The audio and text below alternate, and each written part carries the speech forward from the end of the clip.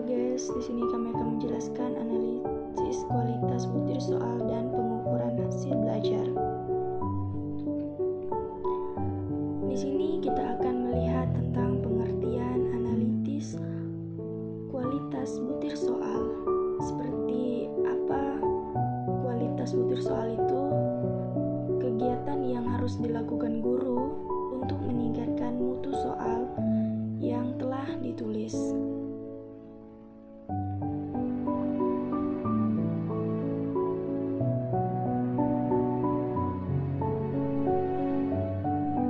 Tujuan analisis kualitas butir soal. Yang pertama, mengkajikan dan menelaah setiap butir soal agar diperoleh soal yang bermutu. Dua, membantu meningkatkan tes melalui revisi atau membuang soal yang tidak efektif. Tiga, mengetahui informasi diagnostik pada siswa, apakah mereka sudah atau belum memahami materi yang telah diajarkan.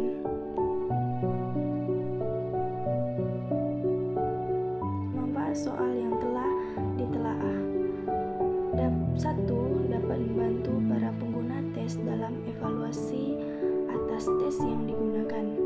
2. Sangat relevan bagi penyusunan tes informal dan lokal.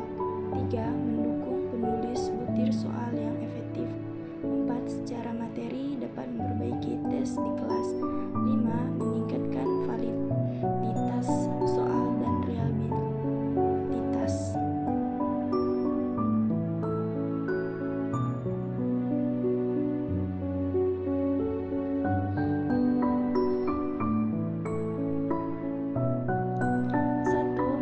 Suatu fungsi butir soal sesuai dengan yang diharapkan.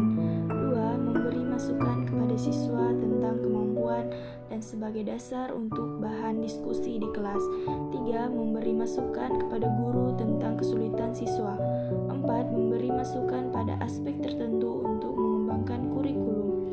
5. Merevisi materi yang dinilai atau diukur. 6. Meningkatkan keterampilan penulisan soal.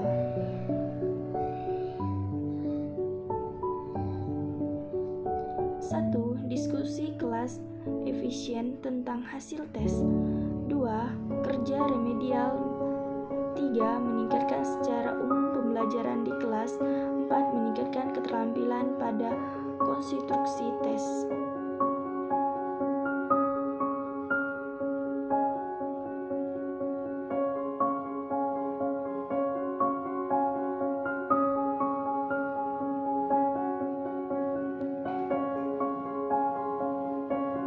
Proses dan prosedur analisis kualitas belajar.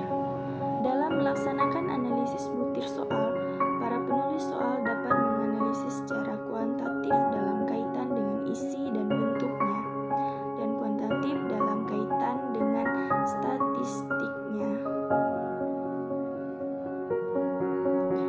Prosedur peningkatan secara judgment dan prosedur peningkatan secara empiris.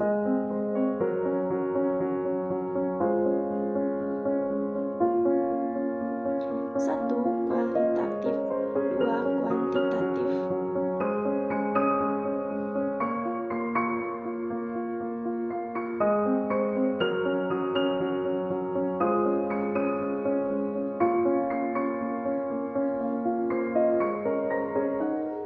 Analisis butir soal. Pada prinsipnya, analisis butir soal secara kuantitatif dilaksanakan berdasarkan kaidah penulisan soal.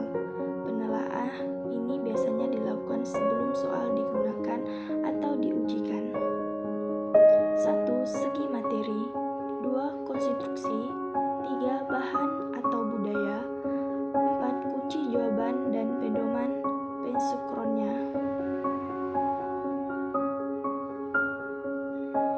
Teknis moderator. Yang pertama, teknis berdiskusi yang di dalamnya terdapat suatu orang sebagai penaga. Berdasarkan teksnya ini, setiap butir soal diskusikan secara bersama-sama dengan beberapa ahli seperti guru dan mengajarkan materi ahli, materi, penyusun, pengembangan kurikulum, ahli penilaian, ahli bahasa, berlatar belakang psikologi.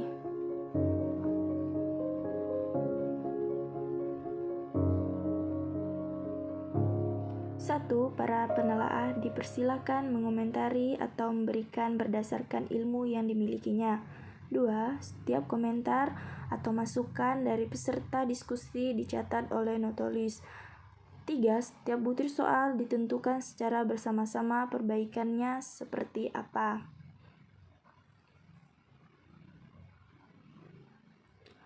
Memerlukan waktu lama untuk mendiskusikan setiap satu butir soal. 2. Teknis panel. Suatu teknis menelaah butir soal berdasarkan kaidah penulisan butir soal. Ditelaah dari segi materi, konstruksi, bahasa, budaya, kebenaran, kunci jawaban, pedoman, piskornya yang dilakukan oleh beberapa penelaah. Caranya adalah beberapa penelaah diberikan butir-butir soal yang akan ditelaah, format penelaah, dan pedoman penilaian dan penelaahannya. Pada tahap awal, penelaah diberikan pengarahan, kemudian tahap selanjutnya, para penelaah bekerja sendiri-sendiri di tempat yang tidak sama. Para penelaah dipersiapkan memperbaiki langsung pada soal teknis dan memberikan komentarnya serta memberikan nilai pada setiap butir soalnya. Secara ideal, penelaah butir-butir memiliki latar belakang materi yang diujikan. Analisis butir soal. Penelaah butir soal didasarkan pada data empirik dan butir soal yang bersangkutan.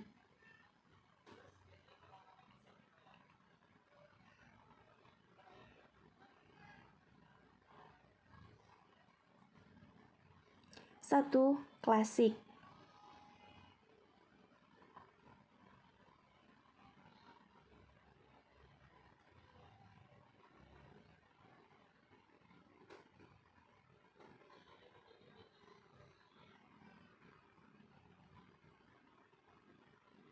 Dua, modern.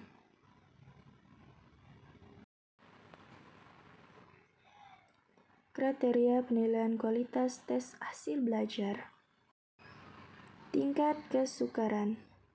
Peluang untuk menjawab benar suatu soal pada tingkat kemampuan tertentu yang biasanya dinyatakan dalam bentuk indeks.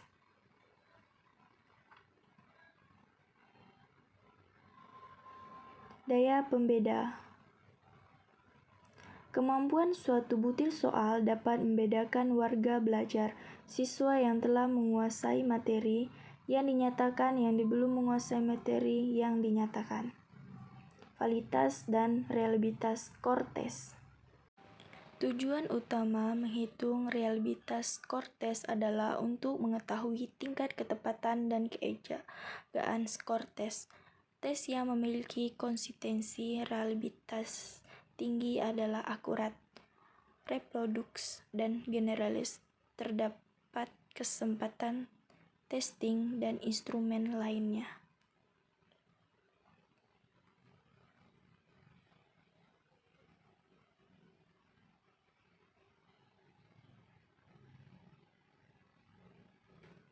Kelompok instrumen evaluasi hasil belajar. 1.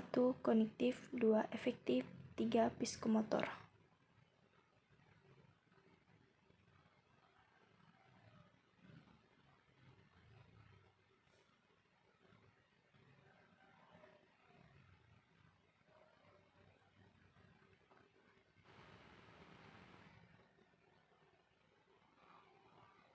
Satu, evaluasi hasil kognitif. Pada umumnya, hasil belajar kognitif dinilai dengan tes. Tes dalam bentuk butir-butir soal hendaknya dianalisis terlebih dahulu.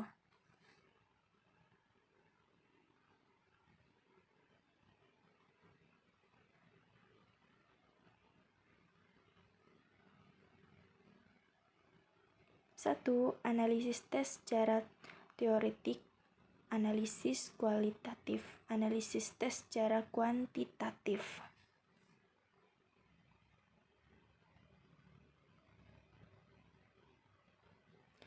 Terima kasih sudah menonton. Sekian video dari kami, kelompok 8.